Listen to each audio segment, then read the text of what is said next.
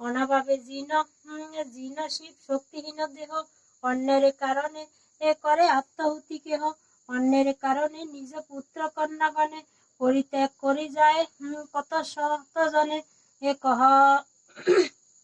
কহ দেবী কহ কহ কি পাপের ফলে দুর্ভিক্ষ অনলে সদা মত্তবাসী জলে। বিষাদিত হয়ে মাতা অতি দুঃখ মনে, মৃদুস্বরে নারদের বলেন তখনে, মানবের সুখ দুঃখ অথবা পতন, দুষ্কর্মের ফল মাত্র জানিবে কারণ। চঞ্চলা আমার নাম জগৎ জুড়িয়া, কি কারণে তাহা বলি শোনো মন দিয়া।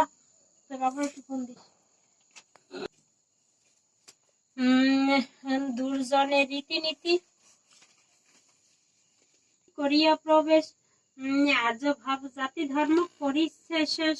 শাস্ত্র নাহি মন দেখ যত নারী কিনর, অশাস্ত্রকে শাস্ত্র জ্ঞান করে নিরন্তর, যত অনাচার আনি ভরিল সংসার, অসুচি স্থানে থাকা দুষ্কর আমার, গৃহকর্ম শিক্ষা দীক্ষা দিয়ে বিসর্জন, কুরুচি কুশিক্ষা সবে করিছে অর্জন, অনার্য ভাবেতে ভোর সাজে নারী প্রায়, বসন ভূষণ মন সদা তাহা চায়, পরনিন্দা পরচর্চা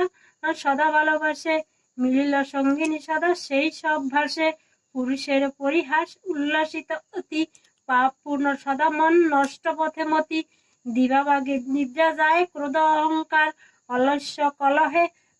পটু অনার্য আবার, পায়ে ঠেলে হিত উপদেশ, ধরা করে সরা জ্ঞান বাঁচালেরও শেষ, প্রদীপ না দেয় তারা প্রতি সন্ধ্যাকালে, উল্লাসে বিলাসে মত্ত প্রসাধনী গালে, সূর্যোদয় হলে দেয় গোবরের